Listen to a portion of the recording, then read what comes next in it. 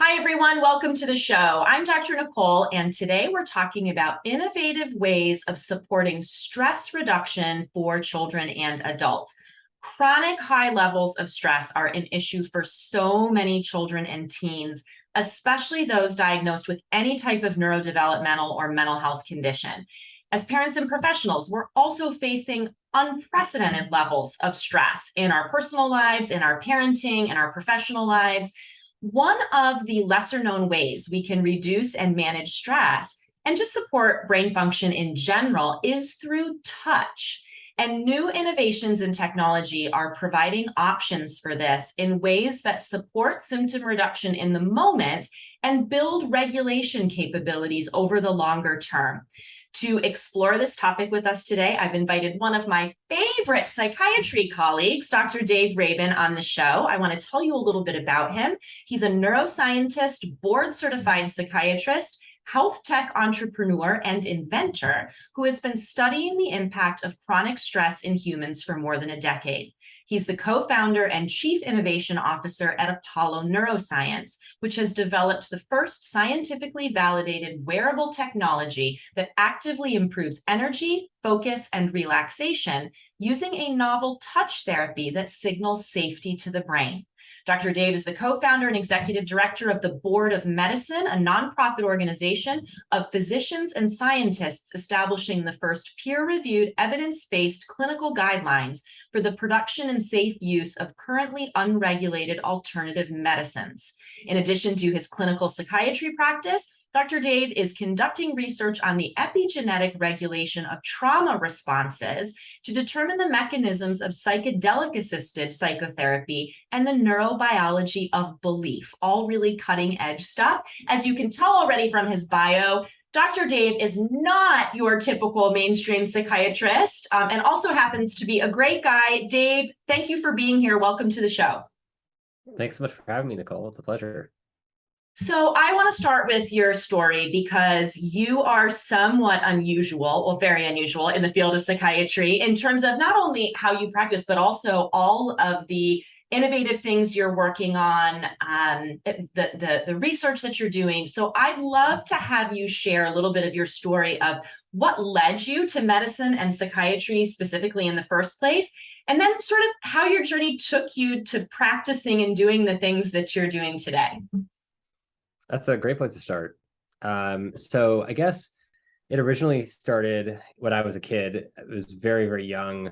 And I used to have extremely vivid dreams going back as far as I can remember.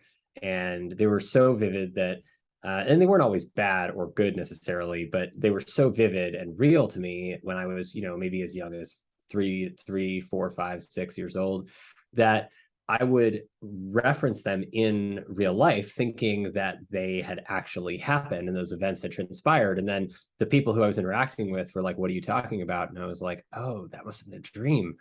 And so my parents are both Western trained physicians. My dad's an ophthalmologist and an engineer. My mom's a neurologist. And so of course I asked them what they thought about all this. And they said, "Oh, don't worry about it. Dreams aren't real." And that just never, I think that's the explanation most kids get at that age, but that just didn't really sit with me. And it felt so real that it made me question, what does real even mean? If this feels real and waking life feels real, then what is real? Maybe there's something else going on here. And so that just kind of sparked my earliest memories of being interested in consciousness and, exploring reality. And at some point, I shadowed some researchers in the lab and some doctors in the clinic and realized that this was a really, studying the human condition and what it means to be well and also to be sick and how to treat illness was something that was very interesting to me. I really always want to study consciousness and how we think and feel and make meaning from the world. But many of the people who advised me when I was young said that's a very, very challenging area to research, and you probably want to go into something that will actually pay you to do work and to have a decent life, and then you can do that stuff on the side. And so I took their advice and I went down the traditional medical path and and I think became really, really fascinated by resilience and chronic stress, and just trying to, seeing these people who are some of my role models in the world, people, like Michael Jordan, people like famous authors, famous figures that really inspired me growing up. These people some of them had overcome such tremendous adversity and had such incredible challenges in their lives, and rose above them to become these incredible idols of human society and role models for so many of us. And then, I noticed that there were a lot of other people who were facing challenges that were not as easy to overcome, that were actually holding them back and preventing them from achieving their full potential. And so it really made me interested in resilience, which is sort of like, how do we bounce back from stress? How do we adapt stress and overcome it? And become ideally stronger after we've experienced something stressful or challenging, rather than having it set us back, and what is involved in that whole process. And I started researching that on stem cells and human cells in the lab, which is what I did my PhD on in New York. And then realized after working in the lab for about 7 years on human cells that I really liked the lab work, but I just couldn't look at cells for my entire life. And I really enjoyed working with people and the whole person, and really, working with people in a way where I could, even if I treated their eyes, or I treated their brain, or I treated some other organ system of their body, that, there were still other things going on under the surface that were often psychologically related that weren't being addressed. And so it really drove me. I had a great psychiatry rotation in medical school, and a lot of really encouraging mentors there, which having good mentors is so, so important. And they kind of nudged me in that direction. And as I thought more about what I wanted my life to look like in the future, one of my friends introduced me to some manuscripts, some articles on the latest stuff going on in the field of psychiatry around technology, and how technology was being used to treat and address and track mental illness outcomes, about psychedelic assisted psychotherapy and things like MDMA and psilocybin that were in, at that time, phase 1, phase 2 trials for depression and PTSD that were showing groundbreaking results. And what we were seeing from all this work collectively was that we were able to finally, for the first time in modern medicine, explore consciousness as research. And I went from shifting my focus at that point to cell biology and mostly physical medicine, focused on predominantly the eye and the brain as the physical organs, to psychiatry, where I really wanted to study the whole person, and really help people on a more holistic scale. And so that is ultimately how I got into the field. And then from there, I just realized, of course, like many of us, all the problems that we face as a field in psychiatry, and how hard it is to actually treat these conditions, these mental health conditions, that with the tools that are available to us, and realizing that we just frankly need more tools. We desperately need more tools. We need more skills to use those tools and to figure out how to help people differently. And that forced me to question, maybe we have the idea of trauma not quite right? Maybe mental illness is a lot more than what we think it is, and maybe we're not addressing it properly. And that led to the development of Apollo and everything else. So there you go. It's amazing, sort of the full circle nature of that, of like, even from an early age, like being interested in consciousness, and then this educational and professional journey that took you to a point of actually now being able to weave that in and explore that as part of your clinical and research work. Like, wow, those seeds that were planted early on in the mind, like you were like an existentially minded toddler, and who now is like doing this for a living. I love it. I think it's amazing, and unique. To like the research background, the PhD, the research, that background, and then bringing that into your work in the field of medicine. I think that informs that in a way that's different as well. I couldn't agree with you more about the need for more tools. I think all of us in mental health, recognize that we need more tools. Whatever we think about the mainstream approaches and the tools that we have available, whether people think those are good, bad, or otherwise, the fact is we just need more of them. We have too many people who are not getting better in the way that we would hope that they do. So I want to just touch on that for a minute because I'm curious from your perspective, both in your clinical practice as well as what you're seeing in the data with the children and adults that you're doing studies on. What do you feel like are some of the most pressing mental health issues that we're seeing right now in pediatric populations and adult populations? Maybe it's the same across the board, but what do you feel like are the biggest things happening that we need to address for people? That's a good question. Try to see if I can figure out how to break this down into one thing. If I had to say one thing that is the biggest issue that we are not addressing adequately, it is unaddressed trauma. So trauma psychiatry is kind of my specialty focus. I became very interested in it because what I realized from reading a lot of manuscript publications and seeing a lot of patients over the years was that every single person I saw had, whether no matter what their DSM diagnosis was, they all had some kind of trauma history, which wasn't necessarily what some people call like the big T trauma. It was an experience that they had that was personally relevant to them, that was very personally meaningful to them, that was, from what they could tell, negative in that it was unpleasant in some or many ways. And it was not, they were not supported after the experience sufficiently, and which often leads an individual to feel like it's their fault that this thing happened to them. And then what happens after that could potentially be called depression or anxiety or PTSD or ADHD or whatever. But I think that, denying the origin of what ultimately starts most of what we eventually call mental illness is the biggest problem that we face in the field, because it ignores the root cause of all the illness in the first place, right? What we're seeing when we look at people with mental illness, taking a step back to looking at how mental illness affects the physical body, we can measure that now, right? Biofeedback actually was a big part of pioneering the way that we understand what changes happen in the physical body when we are sick mentally and or emotionally. And so when we are traumatized, a traumatic event effectively is a very intense, meaningful, stressful event that we don't have support to cope with afterwards, and we probably don't have the adequate preparation to deal with in advance.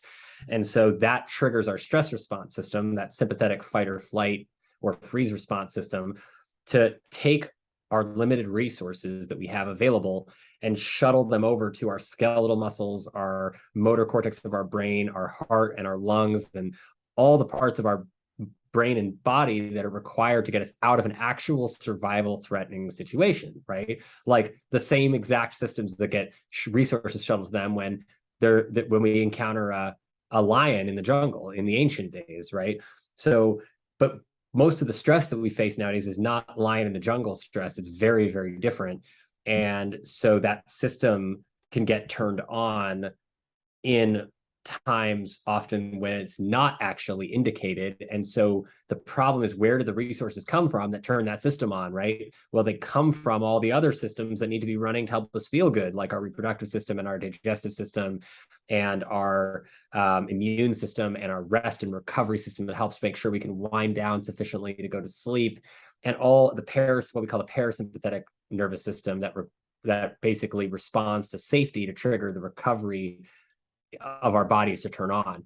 So if we're safe enough to not have to be in a threat state, or we can remind ourselves that we're safe enough to not be in a threat state, threat being evolutionarily specifically defined as survival threats, which include predators, lack of food, lack of water, lack of air, or lack of acceptance by our community, and in a real way, like being thrown out of your community. Those things not existing should not take resources from, in situations where those things don't exist, we should not be taking resources from our precious recovery system and diverting them to our stress response system. But ultimately, that's what traumatic events do. And when you look at people with depression or anxiety or PTSD or any number of other mental illnesses like ADHD as well, we see that these people's bodies are showing us that the sympathetic nervous system is overactive, and they're bodies have responded to these stressful events and have not been able to sufficiently recover. And that over time correlates with worse responses to treatment. It correlates with highly with worse performance cognitively and physically, more rates of injury because you're distracted by stress, and worse sleep, and lots of and more likelihood of infection, and all the things that we don't want to happen, right? Come from unresolved trauma. And this is the physiology. This is what the physiology is saying. This is what the actual physical measurements of the body are telling us. So that is objective data. And if we as a field in mental health, psychiatry, and psychology fail to understand that, which unfortunately it hasn't been fully integrated into our training yet, then we're missing a big part of the picture of what mental illness really is, which is unresolved, unprocessed trauma. Yeah.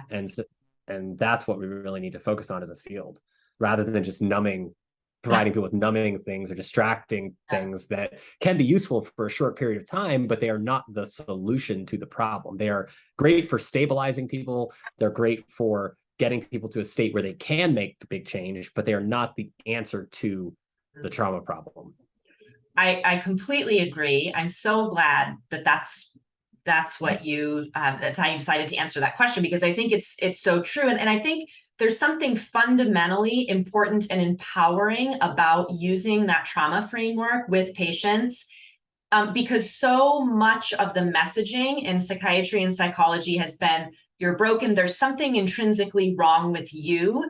And this understanding of root level trauma really reframes that as, there's nothing fundamentally wrong or broken about you. This is about a response to what's happened to you. And I find that to be such a powerful reframe and way of helping people to understand what's going on for them. I want to touch on this piece with kids, because I think there can be a defensiveness on the part of parents, professionals, adults in general, when we start to talk about these things having a root of some type of trauma. Nobody as a parent or a teacher or a therapist or whatever wants to think about, I've done something or something has happened to this child under my care. So I think it's just understanding that we all have these experiences. It's our perception of them. We don't mean for our kids to experience these things, just like our parents didn't mean for that to happen. It's sort of a part of being human. And so this isn't like a blaming. If you have a child who's struggling with these things, it's not that you are a bad parent or did something to traumatize your child. Although certainly, in cases of abuse, neglect, whatever, that's an obvious thing. But I think it's this understanding that we need to, as parents and as adults working with kids, understand that this is relevant to symptoms that kids have. And then specifically within that, for kids who have brains that we might say are on the neurodivergent spectrum, whatever the diagnosis or not diagnosis, might be, that these kids inherently experience higher levels of stress and have, more experience of trauma, just because of the disconnect between how their brain is functioning and the way the world works. And so I'm interested in your thoughts on those as it relates to a pediatric population. Yeah, I think you're absolutely right. The folks, children, especially with neurodiverse backgrounds, I think are the biggest challenge to help them adjust to the society that we're in that doesn't necessarily facilitate or cater to their needs or the way their brains work, is the anxiety associated with being second-class citizens. Yeah. Right? The idea that your brain works differently than most people's brains. And so therefore, because you are not necessarily have as much ease at doing the kinds of things that the rest of us have to do, that you're not as good, you're not as valuable, right?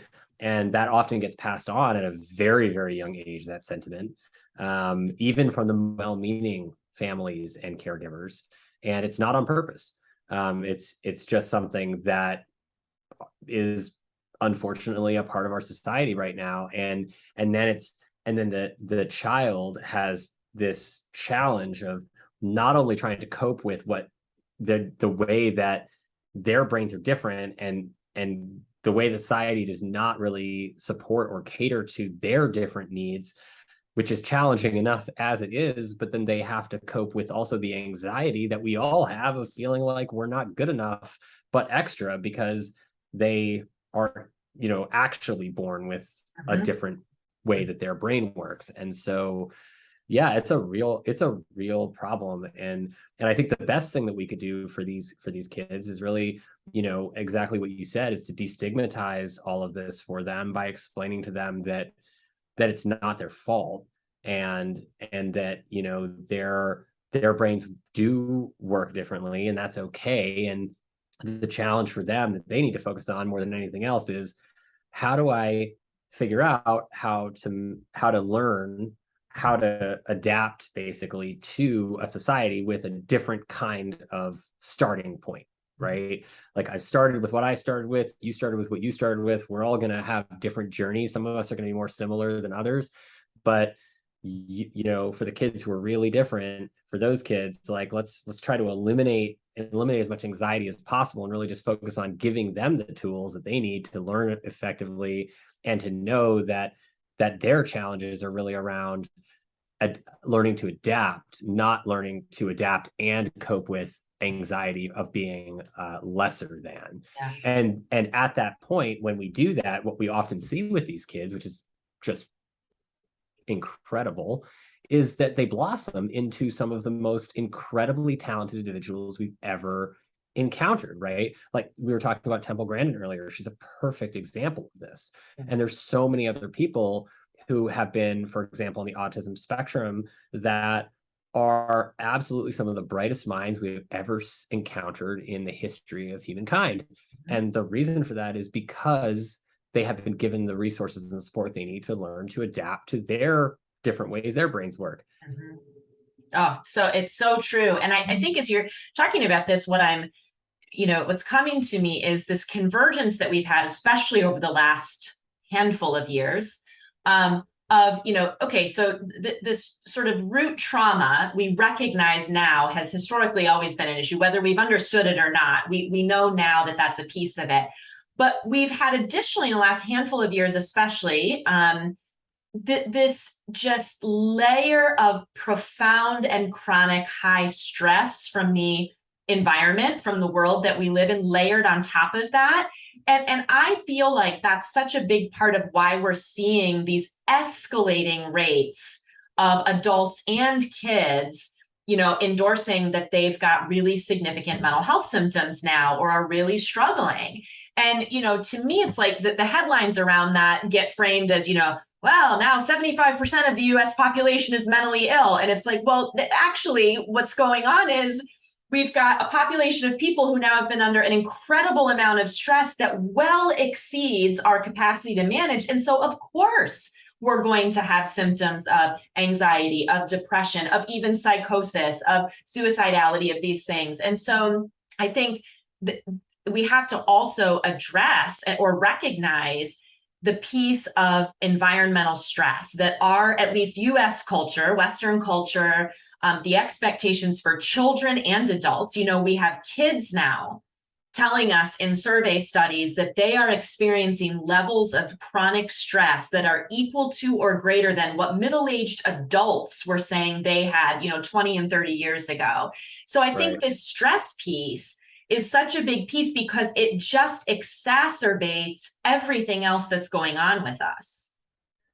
Absolutely. And the fact that we are also, I think, as you said, right, we have so much input coming in, we have so much incoming information, more than ever now, because of cell phones and screens everywhere and all of these things and all the responsibilities that we have, and the internet itself, right? Everything everywhere all the time.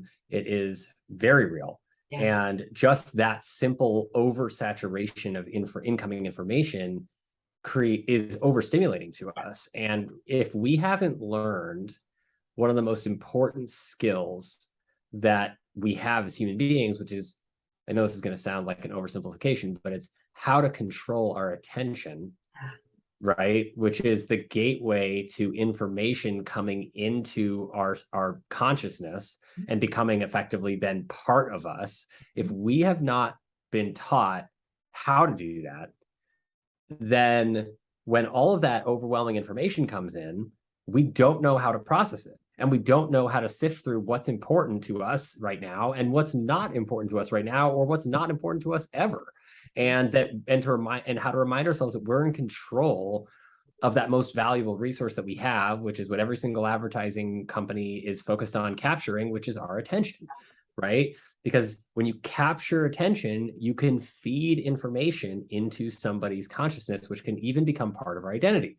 So it's really this imbalance that we have between not having the tools or having the tools, because we're all born with the ability to control our attention. We just don't know how to use it because we were never taught effectively. And that, combined with being overstimulated all the time, is basically a recipe for chronic stress.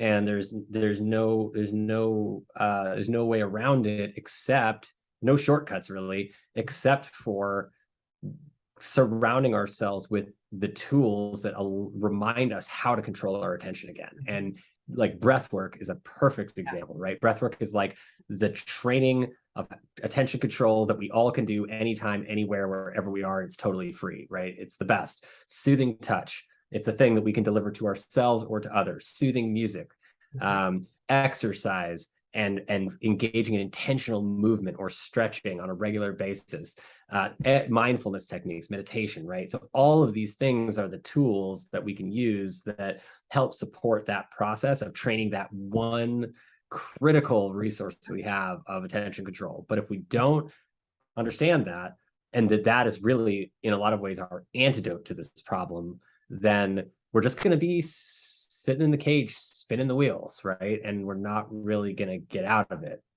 I so well put, and I think applies to all of us as adults in today's world, whether we have a diagnosis of ADHD or anxiety or don't. I mean, this is a rampant problem, but especially I want to hone in on that for kids. Like, this is such a missing piece when we think about therapeutically how we approach kids who are having, I mean, even like overt, like clear attention problems. These are kids who get diagnosed with ADHD or autism spectrum disorder or something like that, clearly have symptoms that show they're not able to properly regulate their attention.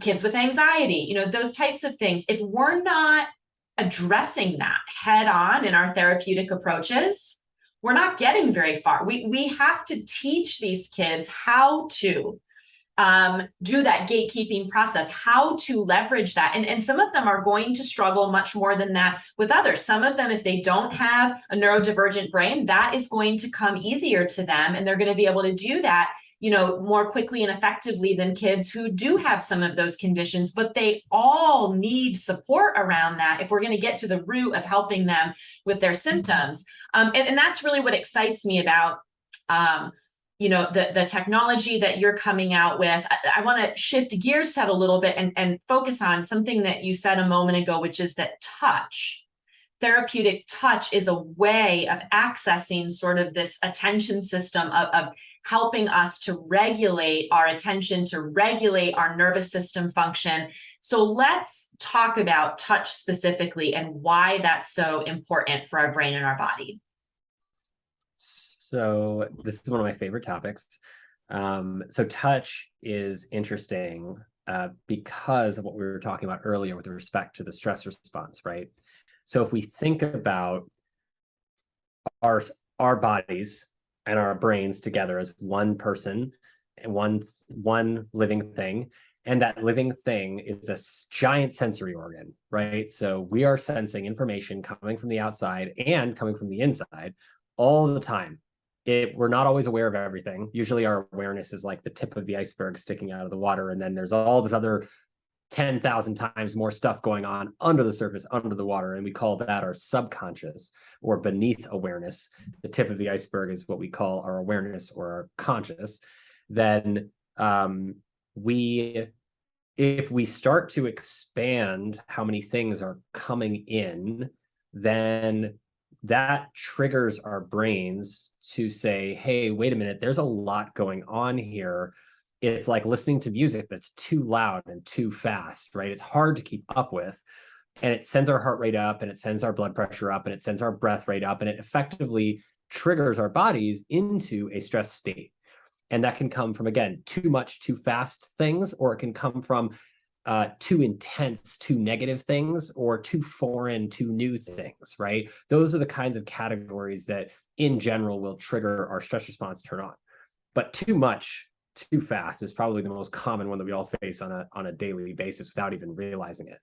And so, when we think about touch, what touch is really doing is it's creating noise canceling for our brain by targeting the body with something that's extra soothing, closer than all of that stuff that's coming in from the outside too much, too fast, right? And so if you think about the way that the body works, is the body is a sensory organ that's intaking lots of information, and we're perceiving, because, say, there's too much, too fast, too many emails, too many kids screaming, too much construction, too much traffic, etc., right?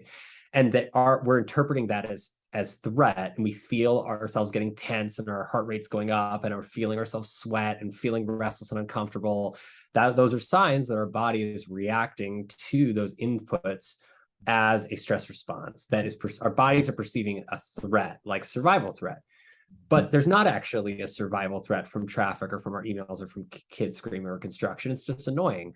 And so when you apply soothing touch to yourself by touching your chest or rubbing the side of your neck, or having someone else touch you, like holding your hand or giving you a hug, or wearing Apollo, which is a touch therapy device that we developed to give people some of these benefits without having another person around, that it sends a signal to the brain in two ways, one of which is the emotional signal, which goes to what we call the insular cortex, which is at near the center of the limbic system, which is our emotional cortex of our brain, that sends a very powerful signal. It says, if I'm safe enough right now to feel and pay attention to the soothing feeling of this touch on my body, then I can't possibly be running from a lion right now. There can't possibly be a lion around, because if there was a lion around, my nervous system, this is a subconscious thought for most people. Most people don't recognize this. They're not aware of it consciously, but our subconscious brains are recognizing through this connection between the touch receptors, the emotional cortex, and the amygdala, which is our fear center, that says when your fear center is blasting off with too many emails or too much traffic, the emotional cortex through touch says to that, hey, bud, you're safe enough to pay attention to this nice feeling on your skin right now. So you can't possibly be running from a lion, because if you were running from a lion, then there'd be more signals from the amygdala, the fear center, going to the insula saying, shut up, we have to run, right? And so that's effectively how touch works. And in the short term and in the longer term, there are certain soothing touch. For example, when it's somebody that we like, where there's a very clear emotional context, that there's certain rhythms of touch, whether it's someone we like or whether it's a technology that's delivering touch or what have you, that sends rhythms to the body that are also detected by the brain, that tell the brain that these rhythms are comfortable or soothing, like soothing music or like a cat purring on us, right? And so those two together combine to basically dramatically amplify our feelings of safety physically in the body, which reminds us that we're actually safe, and then allows us to basically, from those emotions, starting with the emotional cortex of the brain, start to gently redirect resources back to that parasympathetic recovery part of our bodies, like the digestion, the reproduction, the immunity, the rest and digest and sleep, and all of that stuff that actually makes us feel good, and away from the survival response system.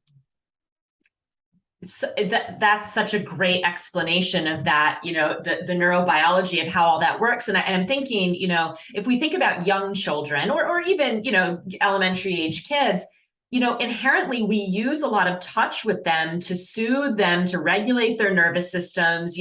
What are toddlers and preschoolers and young kids always wanting to do when they're starting to flare or get distressed? They want to sit on our lap. We soothe them. We, rock them. We stroke them. We give them a massage. We hug them.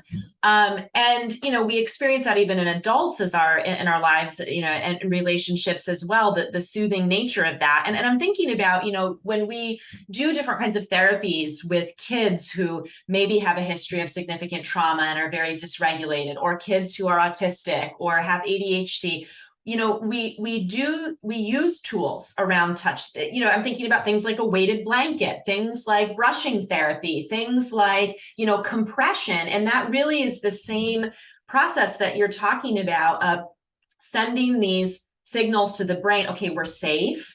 We can relax now, building in some of that regulation, because the lived experience of so many of these kids is that the world is just totally overwhelmed. Like, their brain and their nervous system is bombarded constantly. And of course they can't feel safe. And of course they can't regulate, and they can't settle down. And so touch is such a powerful mechanism with that. So I think that was just a brilliant explanation of it. And I want you to talk about how you have harnessed that in Apollo, because you've created this amazing wearable. For those of you who are watching the video, I'll hold it up here. You've created this wearable device that harnesses, all the things we've been talking about so far in this episode, harnesses the theories and the research behind that to be able to apply this in a wearable device. And so I'd love to have you talk about what Apollo is and how it works. Happy to. So Apollo is a wearable, like Nicole just showed you, that's about the size of a Apple Watch or a Fitbit. And it can be worn anywhere on the body, but most people wear it on their wrist, ankle, or arm. And we developed it out of my research at the University of Pittsburgh on basically we were trying to come up with new non-drug ways to help people cope with these feelings of not being safe, who had severe mental illnesses like PTSD. And it was very clear to us that these people's bodies, from the literature and from our own studies, were showing that they did not feel safe. They were saying they don't feel safe. So we knew that touch worked. We knew that music worked.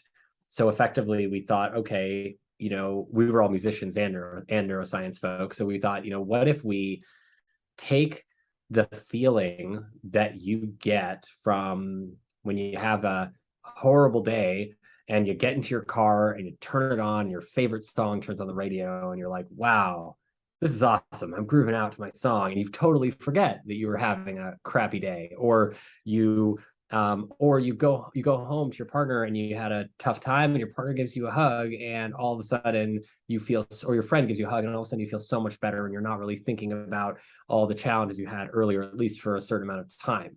And this feeling is very well known in the literature. It's very well known throughout thousands of years of human experience. And yet, we haven't really thought of other ways to bring it on other than music. There just haven't been that many other tools. And so we thought, well, is it possible with the technology we have today to knowing what we know about the touch receptor system, knowing what we know about how soothing touch engages in this emotional brain reaction that can facilitate safety very, very quickly, that again has been conserved. It's not unique to humans. This is conserved for all of mammalian history. All mammals who cuddle each other for comfort, who breastfeed their young, are all animals that have this extremely highly developed touch receptor system. So we're talking hundreds of millions of years old here, or at least tens of millions of years old. And when we think about that, what we thought of was, well, maybe there's technology out there today that can simulate, and maybe not all of the benefits of soothing touch, but at least some of them, that could give you the safety response by activating the touch receptors in a way that reminds us of being touched by a loved one. And so we went and studied everything that we could find about touch and what had been published before, and did a bunch of research for between 2014 and 2018 in the lab. And then that became, eventually, when we figured out that there were certain very specific patterns that the body responded to in our lab assessments to look the way that it looked when people experience soothing touch from a loved one, or deep breathing or meditation, we were basically able to induce these same states. And that when we induced those states with these very gentle vibrations from the Apollo, we were seeing that people's cognitive performance got better. Why? Because stress makes it hard to focus.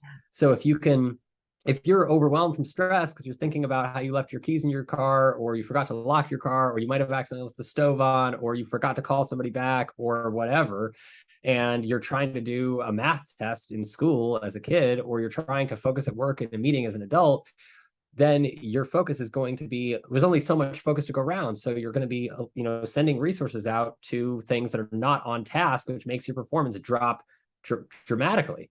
So what we saw was that in our first double-blind randomized placebo-controlled clinical trial at the university, that it was very, very clear that simply by calming the body with these vibration patterns that simulate the benefits of soothing touch very gently, you can give people up to as much cognitive benefit improvement in terms of focus that people get with amphetamines within 3 minutes time under stress.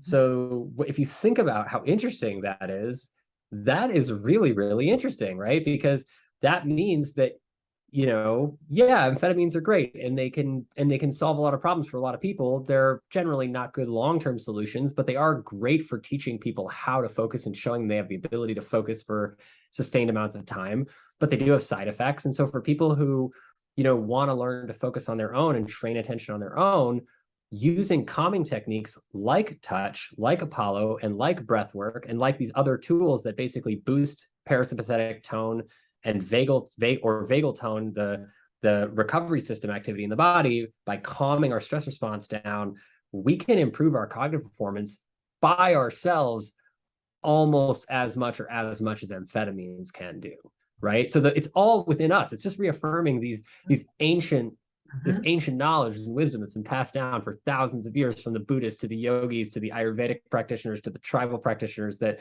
all the healing powers right here, right? We have it all. It's just about reminding ourselves how to use it and how to bring it into practice and training ourselves to do it. And then we can do it. It's the building of that muscle. It's the becoming aware, first of all, that we can even do that. And then the building of that muscle, so to speak, that practicing of it. And the thing that's exciting about this is this works for kids and adults. One of the challenges for children historically around teaching these kinds of tools is, especially if they really struggle to focus, or if they really struggle with awareness, it can be a challenge to have them get really proficient with things like breath work and meditation and those things. But what's so cool about this technology is we can help them build these skills, build this attention muscle through the wearable, through the app, without them having to consciously do something to work at it. And to me, as a pediatric practitioner, that's one of the most exciting things, because it opens up this whole new avenue of supporting these kids' brains and nervous systems in ways that have been difficult to access, especially for kids with more severe, challenges. Absolutely. I mean, we joke around a lot, Catherine and I. Catherine's my wife and the CEO of Apollo. And, we joke around a lot because, asking somebody who already has PTSD or ADHD to, learn how to focus enough to meditate is like a cruel joke. I mean, there are, of course, some people who can do it, but you're talking to somebody who has these very direct and acknowledged challenges around focusing for sustained periods of time. And then you're saying, practice this technique that requires you to focus to even learn it. Yep. Right? Like how challenging are we trying to make it for people? That's right.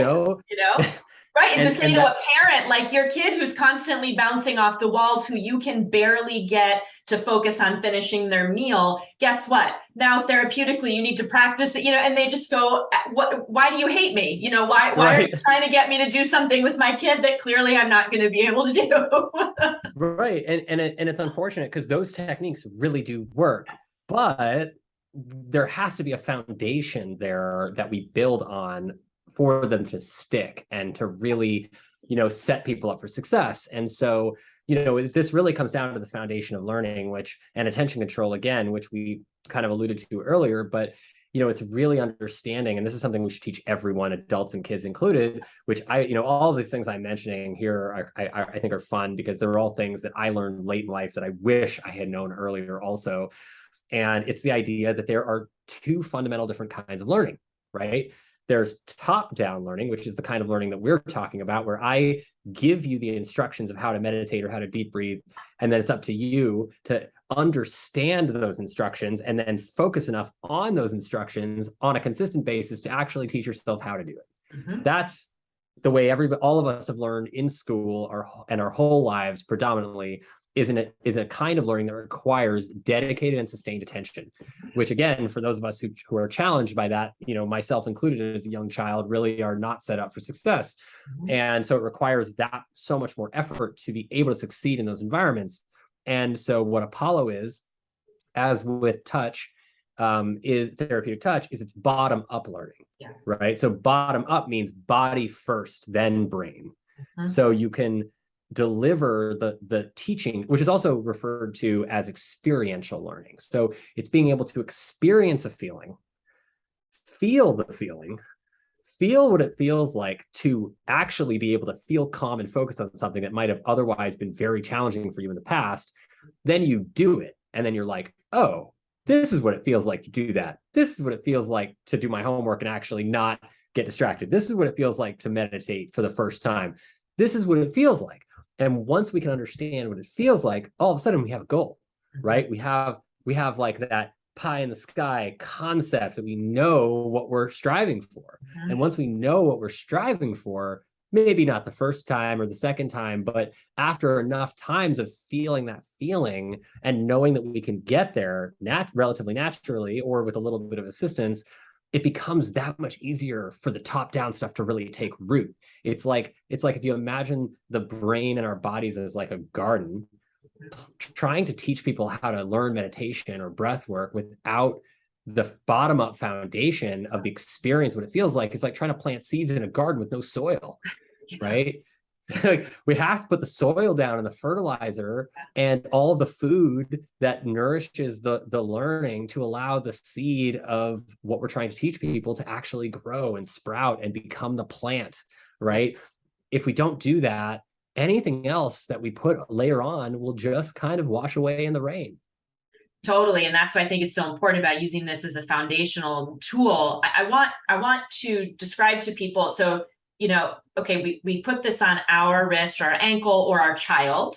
And just for people to know that the band is very soft, it's comfortable. And, the kids we've used it on at the clinic, it's very well tolerated. It's well designed. So it's not, even if you have a kid with, maybe some tactile sensitivity issues, you can find a spot to put this. It's comfortable. It's not, intrusive to their movements or anything like that. But Dave, talk about how this works, like on a practical level, because parents might be thinking, oh, this sounds awesome. Like I really want to try this for myself or my child. So we put on the band, we put the device on, and then we have the app connected to it. Just talk briefly about how that works. And then I also want to make sure that you touch on what I think for kids is one of the coolest things, which is that parents or other adults can create settings and schedules to run the device without even needing to be near the kid or have the device. We can preset things to support our kids in different environments. Yeah, absolutely. That's my favorite feature too. So we really designed, and what was your first question again? I apologize. Just how it went, so there's an app connected to it. For right. People wondering, how do I make it work? How does it operate? Right. So thank you. So the device works independently of the app. You have to connect it to the app at first when you set it up, so that your phone can be the control for the app. It can allow you to access all the features. But the device we purposefully designed to be able to work independently of the phone because we really don't need more screen time. And screen time is another overstimulation thing that is bombarding us. So if we can use the technology, it's helping us feel calm and centered and clear without having to rely on our screen, for example, by using the buttons on the device instead, or scheduling it to automatically turn on, which you can do as well, then it allows people to feel more independent and isolated, or more independent and separate from requiring the phone to be part of it. And a lot of kids don't have cell phones anyway. So that was a big focus for us. And so the app has 7 modes. Those modes range from what we identified as the 7 most common needs that most people have from a couple years of market research of prototypes in the wild. And those are going from most energizing to least energizing. Energy and wake up, which kind of feels like a shot of espresso or a jolt of wakefulness. Then down from there is social and open, which is sort of like a creative social flow that most people use for socializing when they're tired or giving presentations or doing creative work. And that's like the favorite for people with social anxiety, without a doubt. Down from there is clear and focused, which is the mode that we developed to feel most like amphetamines. That was the mode that we tested in the clinical trial I described earlier as the main focus of that trial, to show that we improved cognitive performance under stress. And that is for the deep sustained focus that most kids benefit from in school during class and homework and things like that. That's my most used mode, hands down, because I'm also a little bit distractible and I like to do lots of things. And then down from there is rebuild and recover, which is the most even, balanced mode. This is one of the more popular modes as well, that just kind of brings people back down to even, sort of feeling like evenness, not wakeful, not sleepy, just balanced. And that's great after any stressful event, physical, mental, emotional, etc. And just helping wind down quickly. We have a lot of elite athletes who use that mode after workouts, after performance activities, so they can fall asleep at night and things like that. And then down from there, we start to get to the very recovery focused modes that are much more calming. So the meditation and mindfulness mode is great for meditation and mindfulness. It's also great for aches and pains. It's great for just generally feeling calm, chill, winding down, starting to wind down. Then the relax and unwind is what adults kind of describe as feeling like a little bit like a shot of whiskey, but it's really just a deep relaxation that most people use in that half an hour to an hour right before bed, to make sure that they are ready to conk out when they get into bed. And then the most relaxing mode is the sleep and renew, which people use when they get into bed. And you can schedule these throughout your day to turn on automatically, as you alluded to earlier. So I have, the scheduling is amazing because it makes sure that I get the sweet spot, which seems to be from our studies in a couple thousand people. It seems to be the sweet spot of use is having the device on you, vibrating about 3.5 hours a day, at least 5 days a week.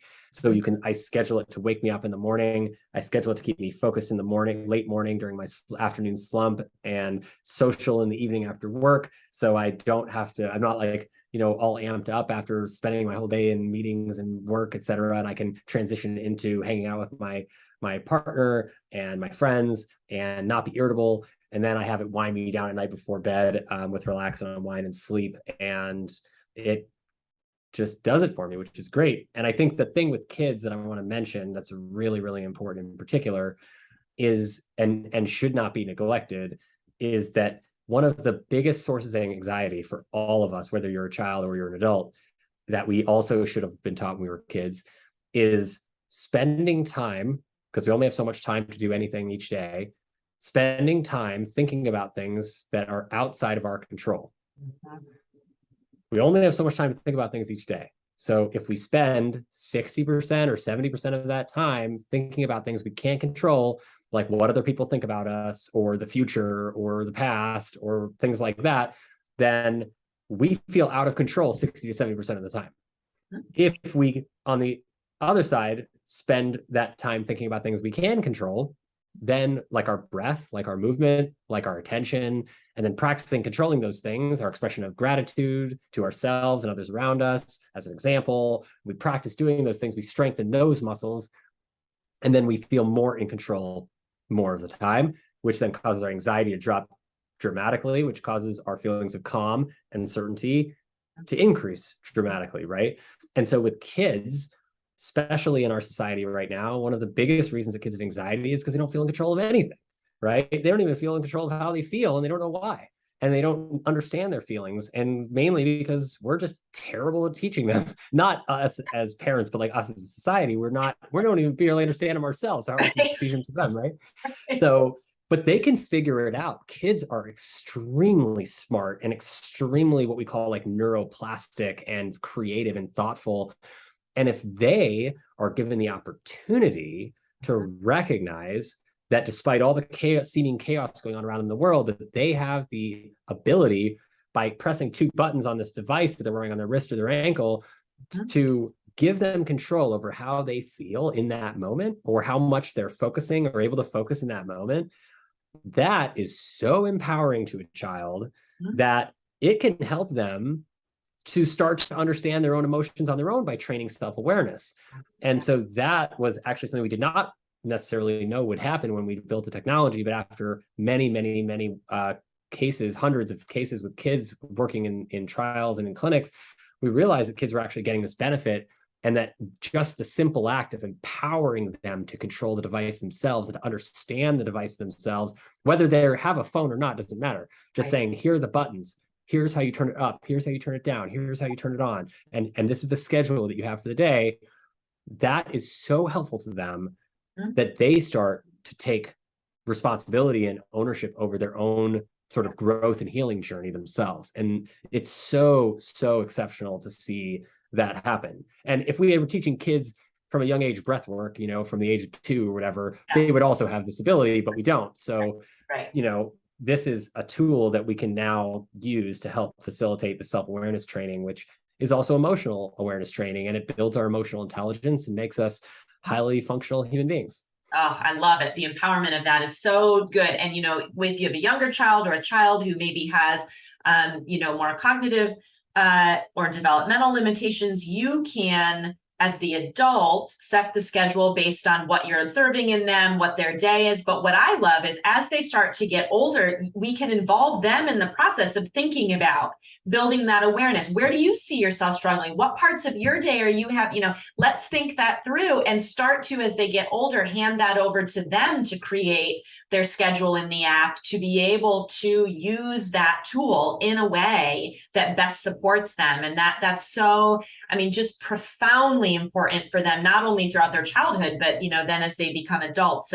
So many amazing things with this. I love the clear and focus. Like for me, when I've got focused work I have to do, I've got to get this writing project done or whatever, that is like magic. And then I also love the relax and unwind in the evening. To me, how I describe it is sort of like, my experience of when I take melatonin, and you sort of, after a little while, you're just sort of like, I think I could go to sleep now. It's not like knocking you out, but it just relaxes you. And you're like, oh, I think I could wind down and sleep. And that's the feeling that I get from that relax and unwind. So those are my 2 favorites. I think it's an amazing tool for us as adults, as well as for kids. I'm such a fan. And Dave, the amount of research and, past research, but also the ongoing research that you have with this is amazing, far beyond, other types of wearables and things. I get introduced to a lot of devices, a lot of things, very few of which I take much interest in, let alone, would promote to other people. And I just think that what you've done here is so amazing, so needed. Really appreciate your work around it and sharing it with us. Today, I know that so many of the listeners are going to want to get one. So let's share with them where they can get more information about Apollo Neuro and where they can get their own device. Happy to. And first off, it's my pleasure. And, I didn't do this alone. We have a wonderful team of extremely hardworking people, my wife, Catherine included, who have, devoted our lives to, as difficult as it is to start your own company, to really develop technology that finally helps us rather than just trying to sell us stuff with our attention. Yeah. And so we are so glad and so grateful to hear that you've been enjoying it. And I hope that all of your listeners do as well. And if you would like to find out more, you can check out the technology and all our research. And we also have opportunities to participate in research for anybody who's interested at apolloneuro.com. or apolloneuroscience.com. That's APOLLONEURO.com. And for short, you can also go to wearablehugs.com, which will take you to the same place. If you'd like to stay in touch with me, I'm always happy to hear from you. You can check me out at my personal website, drdave.io, or at my clinic website, apollo.clinic. And you can also find me on socials, Instagram at Dr. David Rabin, and on Twitter at Dr. David Rabin. Yeah, so many great resources available. And I just want to let you all know too, when you go to apolloneuro.com, If you decide to purchase a device, they have been gracious enough to give listeners of this show a special code. So if you put in the code Dr. Nicole 10, DRNICOLE 10, the number 10 at the end, you'll get 10% off, which is very gracious of them. And I hope that many of you will take advantage of that. Even if for your family, you just want to start with one device, try it out for yourself, your partner, try it out on your kids. But I have a feeling you will soon get to the point where you realize that everybody benefits from having, their wearable throughout the day. So try it out. Let Dave know what you think. Let me know what you think. I think this is just a great example of leveraging technology in a really supportive, productive way that improves mental health for all of us. So thank you again, Dave, for being here today and sharing your time with us. And thanks as always to all of you for being here and for listening. We'll catch you back here next time.